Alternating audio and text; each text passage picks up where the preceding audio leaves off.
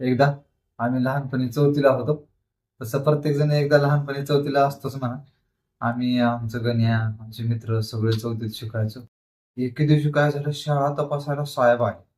साहेब आले की त्याने आमच्या गुरुजीला म्हणले, की तुमच्या शाळेतला हुशार पोराचा वर्ग कोणता आहे? असं म्हणल्यावर गुरुजींनी त्या साहेबाला आमच्याच वर्गात घेऊन आले. बरं वर्गात आल्या-आल्या साहेबाला वाटलं, की आता वेळ जास्त वाया घालवायला नको.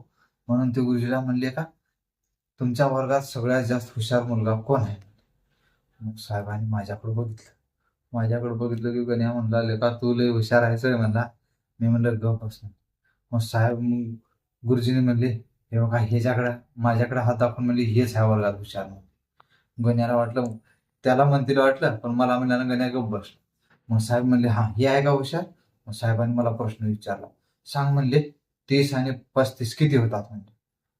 मी म्हणलो पटकन 75 होतात म्हणलं. 75 होते म्हणलं की साहेबाला राग आला ना. साहेब म्हणले, "हे होय का तुमच्या वर्गातलं हुशार पोरगं? यानं तर चुकीचं उत्तर दिलं" म्हणे. अहो साहेब म्हणे, "हे हुशार आहे म्हणून ह्याला विचारायला लावलं म्हणतो. बाकीचे तर सगळे 100च्या वरच गेले असते उत्तर म्हणतो. आता कसं आहे सुरुवात आहे ना. मग आता ह्याला आता कसं आहे 75 वर आहे की नाही, वर्षभरात ह्याला दाबून-दडबून कसंही 65 पर्यंत आणतो. बाकीचे पण 100च्या खाली येतील."